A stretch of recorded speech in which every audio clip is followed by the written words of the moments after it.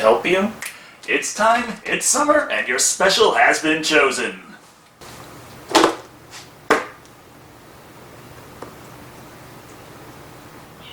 K? What do you mean, K? I've been planning this for months. It's not like I'm all that surprised about it. Well, could you at least feign shock? Why don't you go fuck yourself? Alright.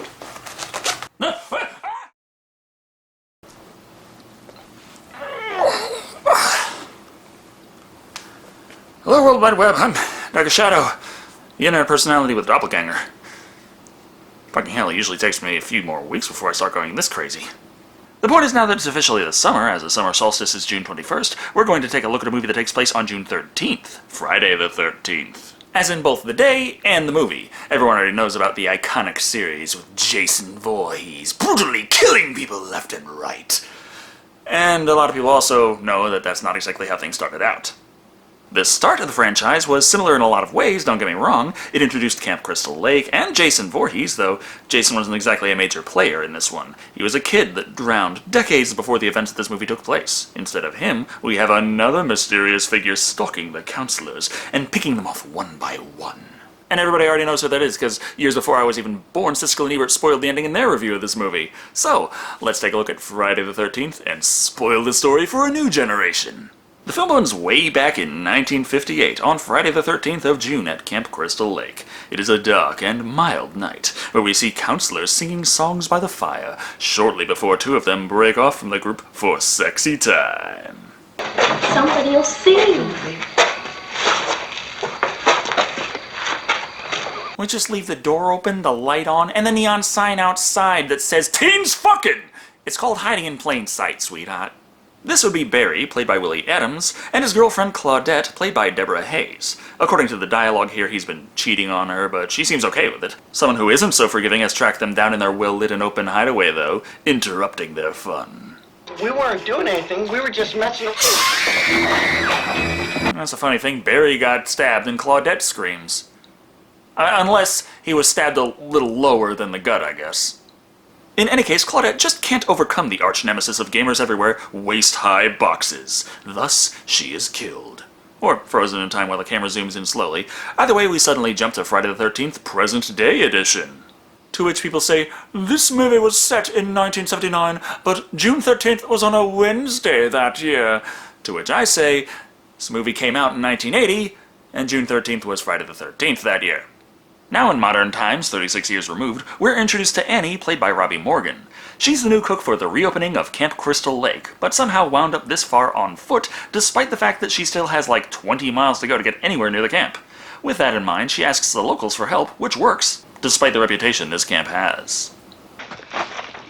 You're going to Camp Blood, ain't you? God damn it, Ralph, get out of here. Go on, get! Leave people alone! You'll never come back again. It's got a death curse. Damn it, Ralph, you said the same thing about blood sausage, Bloody Marys, and the blood drive. When are you gonna admit it's you that has the problem here?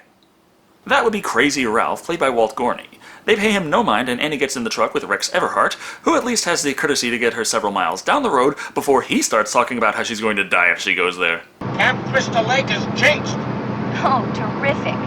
Not you too. You sound like your crazy friend back there, Ralph. Well, maybe. But I'm not the one going around saying that food and drink are cursed and out to kill us. It's those damn commie spies you gotta watch for. Despite him giving her a lift, though, it's only for like the first 10 miles, so he drops her off at the halfway point in the middle of nowhere and wishes her luck. This means we're gonna have to hitch another ride if we want to meet up with the rest of the cast, who thought it was a good idea to just bring their own car. Ned, played by Mark Nelson, Marcy, played by Janine Taylor, and of course Jack, played by the still mostly unknown at the time Kevin Bacon. Upon reaching the camp, they meet the rest of the crew, the camp's owner, Steve Christie, played by Peter Brower, and Alice, played by Adrienne King. What about Brenda? She's not on screen yet. What, I haven't rattled off enough cast members to you? Not sure how much that matters, but it looks like Alice and Steve used to be an item.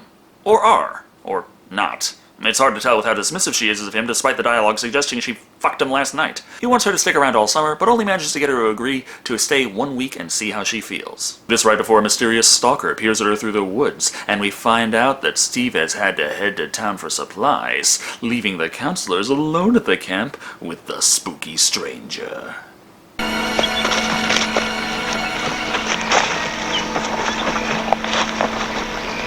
Either that or it's just the cameraman. It's Kinda hard to tell with the soundtrack, but I wouldn't expect it to just waltz on by like, oh, another murderer. Oh well.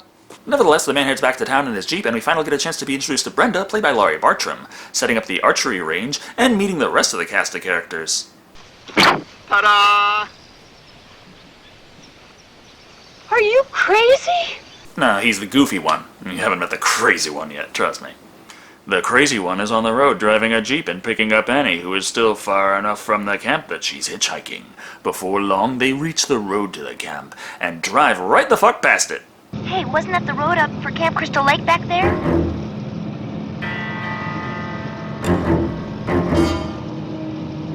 I think we better stop.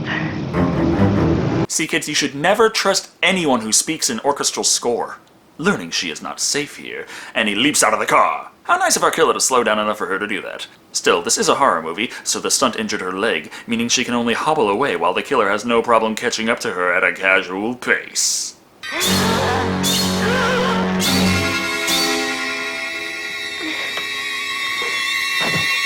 And damn! Those are some nice gore effects. Tom Savini, so of course.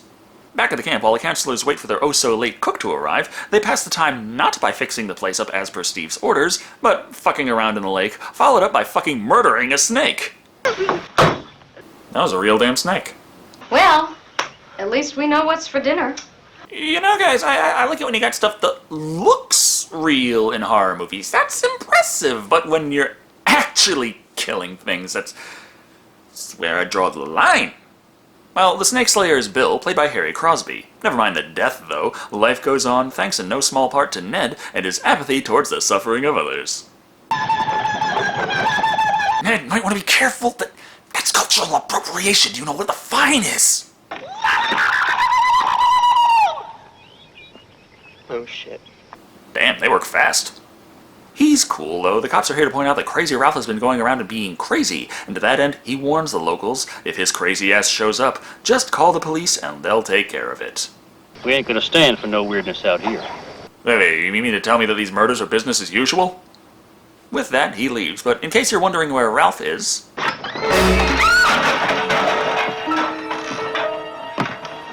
Messenger of God. God says you need to restock your spirits. Ralph pretty much repeats everything he already said. You're doomed if you stay, this place is a death curse, and what have you. Then our genius Ned points out the obvious.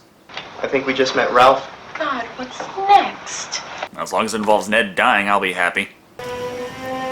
Hello? Yeah! On the downside, we don't actually get to see this one, but we all know what happens when Ned follows this strange figure into the cabin alone. Not quite as enjoyable as what happens when Jack takes Marcy into the cabin for some naked time. It seems everyone is in the mood to get naked, or play Monopoly. I hate Monopoly. Not the way I play it, you don't. What? We're going to play strip Monopoly. Or both. Though I don't think strip Monopoly would work really well. I mean, think about it. After the second hour, you're gonna be pretty limp, and pretty cold. Not quite as cold as Ned here, who is on the upper bunk of the bed where Jack and Marcy are fucking. That's probably gonna make for a buzzkill once they find out, so maybe strip Monopoly's not such a bad idea. Double sixes. I get to roll again. I think we're being hustled. Well, it didn't help that it was obvious the woman rolled a 3. Nevertheless, the Monopoly game goes on long enough that Jack and Marcy finish fucking, and she leaves to go get freshened up. Jack, on the other hand, stays in bed. For the rest of his life.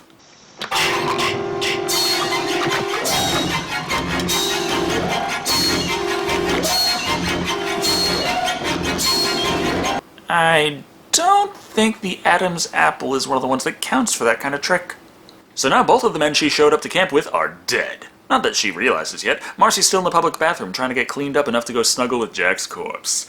The killer's working overtime by this point in the movie, like they figured out the counselors can't go on full alert if they're all dead.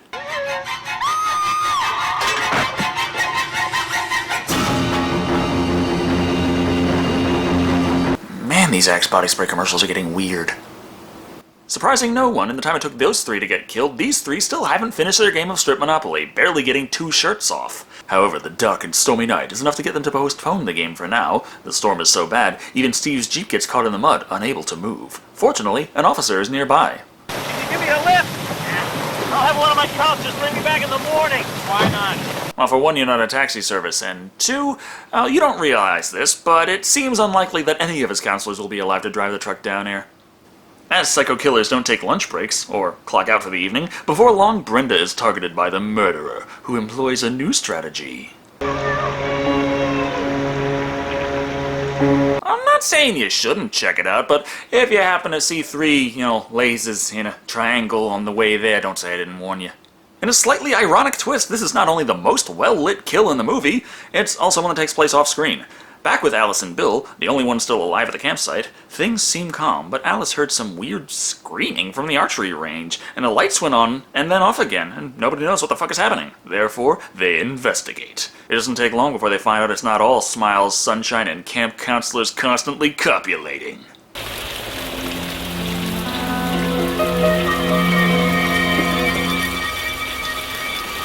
What is going on? No, you put the issue to bed or you bury the hatchet. You don't put the hatchet to bed, that just doesn't make sense.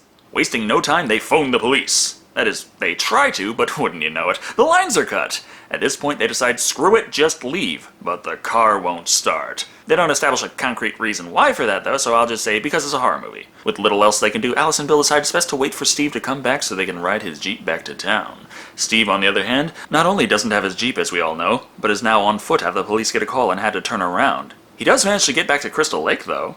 Oh, hi. What are you doing out in this mess?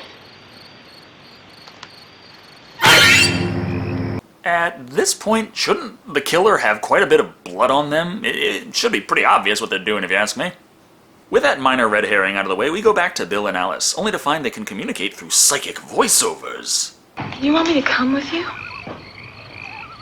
Why don't you stay here and try and get some sleep? It's more than a little obvious these lines were shoehorned in after the fact to try and flesh out the motivations, but still. Damn, that's some rough editing to go along with it. The point is the generator stopped generating power, so Bill heads out to investigate.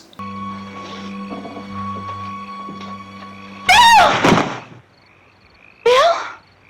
And Alice has no idea where he is, almost like they never had that conversation. After realizing on her own that the generator's on the fritz, so that's probably where he headed out to, she patiently awaits his return. This doesn't work, so she changes it up to impatiently running out there to find out what the hell is going on.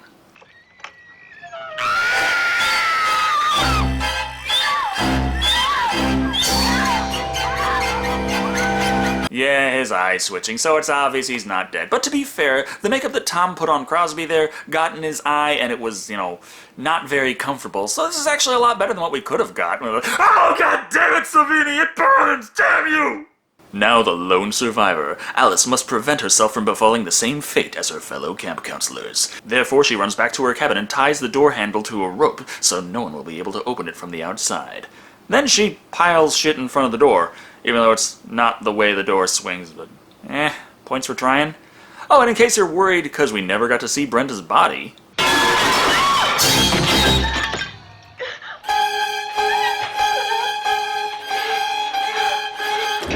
There you go.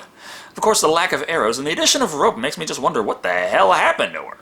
Frightened out of her skin, struggling to stay in control and pissing her pants, Alice finally sees hope when the Jeep rolls into the driveway. Not Steve's, though. How are you? Well, I'm Mrs. Voorhees, an old friend of the Christies.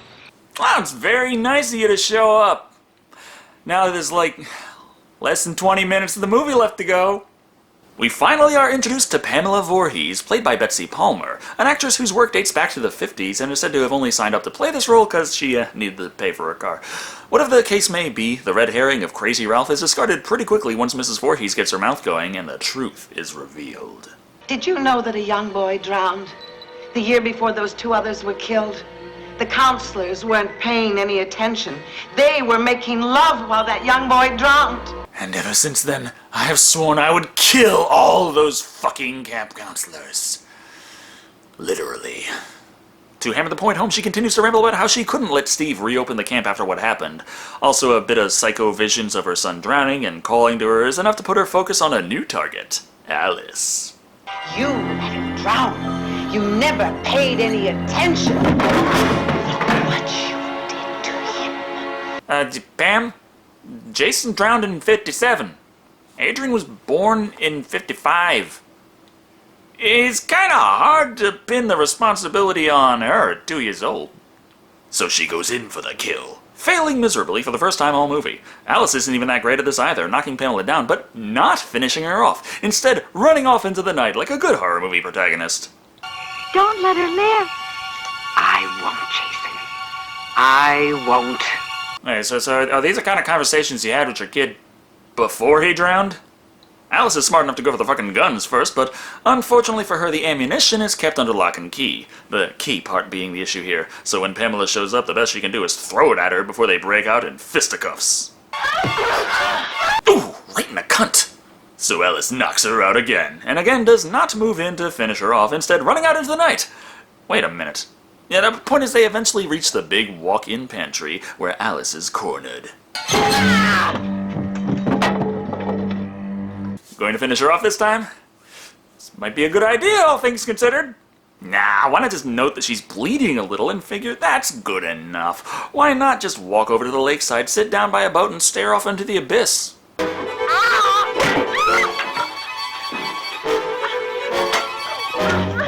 Alright, because she's obviously not dead whatsoever. The final scuffle is pretty straightforward, wrestling in the sand. Fortunately, as it's the last confrontation, there's little reason to fuck around anymore, so Alice just goes for the motherfucking machete.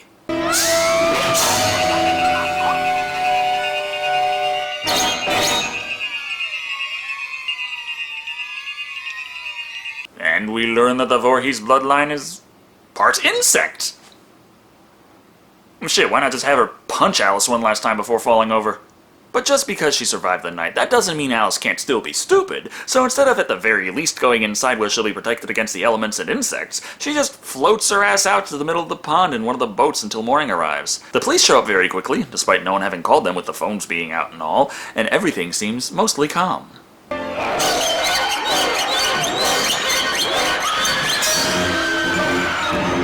Except for the whole zombie kid in the lake thing. Funny thing, everything in this movie had a natural explanation for it. Up until this point. But it was all just a dream! Or it could have been, as Alice is the lone survivor of the Camp Crystal Lake massacre after having been rescued from the lake when she almost drowned. Not every part of her story seems to match up, though. Ma'am, we didn't find any boy. Then he's still there. Or, hear me out, in 23 years the motherfucker decomposed. There's a chance. Anyway, that was Friday the 13th. And meh. There are several things to like about the movie, I'll readily admit, but oh holy fuck are there some glaring problems. For starters, Mrs. Voorhees as the killer, while it works for the overall story, didn't work at all in the movie to be what would be considered a twist or surprise. Pamela Voorhees simply didn't exist until the final act, so of course you weren't going to suspect her. As far as the red herrings went, there was the extremely obvious Crazy Ralph. The amount of time he's thrown into the audience's faces and we're told he's insane seems to be trying to make it look like he's a potential suspect, but considering the 2 times we ever see him, he's exiting the scene on a bicycle and the killer obviously has a jeep, he was easy to dismiss. Steve wasn't particularly strong potential killer material either, mainly because we'd be seeing someone being killed at the camp, and then the next scene we'd find out Steve is 15 miles away. Yeah, I know today everybody knows Pamela Voorhees is the killer, but I'm still gonna try to stack this up based on how good a job the movie did with the clues or lack thereof. Of course, there's a lot Friday the 13th does well. The music fits the mood very well, the scares are well placed and effective, and the gore effects are damn good. Sparse, meant to be more realistic than Tokyo Gore Police style, but perhaps that helps make it that much scarier since it looks like it could be real. Overall, Friday the 13th is a well-edited and paced horror movie, and one of the reasons the slasher subgenre exists in the first place. Although it has a myriad of objective flaws, the whole experience comes together adequately, coming in at 3 dead Neds out of 5. It's easy to see how horror fans like it, even if it is still kinda tough to understand how it spawned so goddamn many sequels. Anyway, thank you all for watching. I've been Shado, and remember, it is now summertime for reals, and that means it is now the summer of Jason! You mind? No, we're not getting off that easy this year. Look.